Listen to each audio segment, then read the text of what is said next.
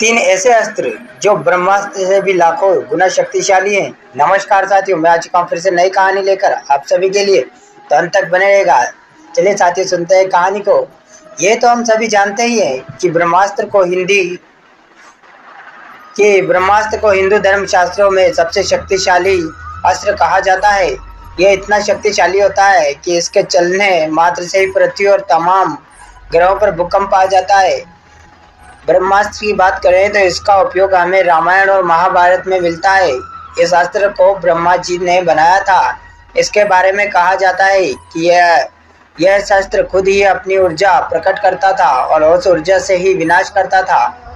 हिंदू धर्म शास्त्रों की बात करें तो ब्रह्मास्त्र से भी ज्यादा घातक, विनाशकारी और शक्तिशाली तीन अस्त्र हैं जो केवल एक बार ही प्रयोग में आते थे। इन अस्त्रों को जो भी प्रयोग करता था वह केवल एक ही बार प्रयोग कर सकता था। रामायण और महाभारत में 1000 से ज्यादा अस्त्र उपयोग किए गए थे और यह सभी शस्त्र अपने आप में बेहद विनाशकारी और घातक थे। विज्ञान की बात करें तो ये अस्त्र आज के परमाणु शस्त्रों से भी लाखों गुना ताकतवर थे।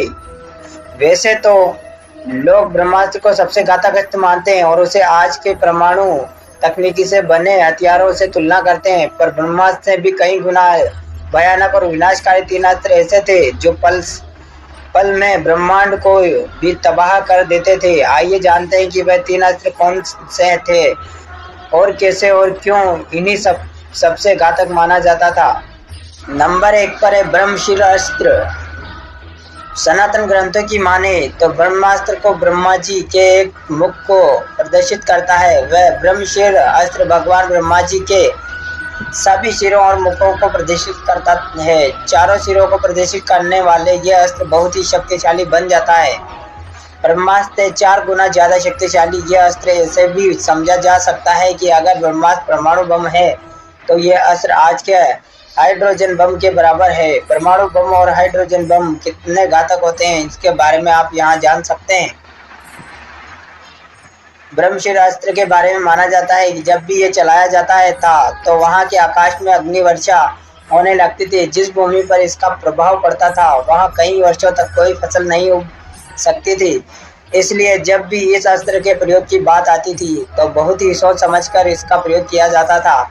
एक बार ये चल जाए तो ये अपना काम करके ही वापस आता था। महाभारत में उल्लेख है कि पांडवों का संपूर्ण विनाश करने के उद्देश्य में विफल होने के बाद अश्वत्थामा ने इस अस्त्र का प्रयोग उत्तरा के गर्भ में पल रहे शिशु परीक्षित के वध के लिए किया गया था, जिसके उत्तर में अर्जुन ने भी इसी अस्त्र का प्रयोग करके अश्वत्थामा का ये प्रयास विफल कर दिया था।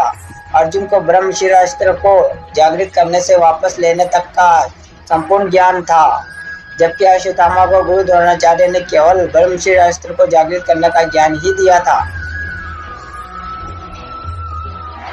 नंबर 2 पर आते हैं ब्रह्मदंड अस्त्र। यह अस्त्र पौराणिक काल में बहुत कम उपयोग होता था क्योंकि इसके प्रभाव से जनजीवन के नष्ट होने का भय रहता था। महाभारत के युद्ध में अर्जुन ने इस अस्त्र का प्रयोग कर्ण पर किया था, जिसे उन्होंने निष्प्रभाव कर दिया था। इस अस्त्र को केवल मंत्रों द्वारा ही संधान किया जा सकता था और इसकी शक्ति अपार थी। माना जाता है कि यह 14 आकाश गंगाओं को नष्ट करने में सक्षम था। इसे हम आज के एंटीमेटर बम के बराबर शक्तिशाली मान सकते हैं, जो मैटर यानी पदार्थ से चिपकते ही उसे हमेशा नष्ट करने के लिए पागल रहता है। यह अस्त्र इतना शक्तिशाली था कि ब्रह्मास्त्र एवं ब्रह्मशील अस्त्र जैसे अस्त्रों को भी प्रभावहीन कर सकता था। इसका उल्लेख रामायण में ही मिलता है। नंबर 3 पर है नारायणास्त्र। नारायणास्त्र भगवान विष्णु का अस्त्र है जिसे वह असुरों के वध करने के लिए प्रयोग करते हैं।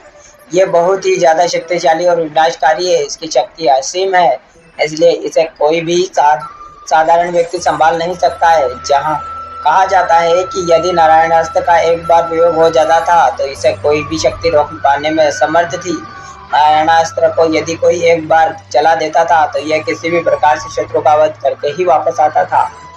महाभारत में द्रोणाचार्य के वध का समाचार अश्वत्थामा को मिलता है तो वह प्रतिशोध में इसी अस्त्र का पांडवों के ऊपर चला देता है, जिससे भय व्याप्त हो जाता है। इसे रोकना असंभव है, इसलिए तब भगवान कृष्ण ने इसे शांत करने के लिए सभी को अपने अस्त्रों और शस्त्रों को रखने के लिए कहा और इस अस्त्र के प्रति समर्पण होने का निर्देश दिया है। इस अस्त्र को केवल समर्पण भाव के द्वारा ही रोका जा सकता था। अगर इसे रोकने के लिए कोई गलती से दूसरा अस्त्र चला दे भयंकर विनाश निश्चित तो था ही, साथ में यह अस्त्र उसका भी विनाश कर देता था। तो साथियों, यह थी आज की कहानी। आई होप आपको पसंद आएगी। पसंद आए तो हमारे चैनल को सब्सक्राइब करके वीडियो को लाइक कर दीजिएगा।